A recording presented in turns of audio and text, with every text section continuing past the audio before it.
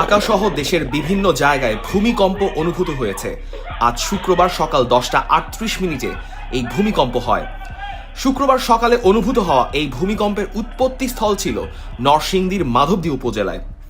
ভূমিকম্পটি বাংলাদেশ ও ভারতের বিভিন্ন স্থানে অনুভূত হয়। সহকারী আবহাওয়াবিদ ফারজানা ইসলাম দ্য ডেইলি স্টারকে এ তথ্য নিশ্চিত করেন।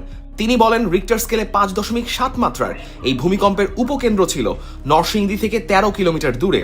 তবে মার্কিন ভূতাত্ত্বিক জরিপ সংস্থা USGS বলছে, রিক্টার স্কেলে ভূমিকম্পটির তীব্রতা ছিল 5.5।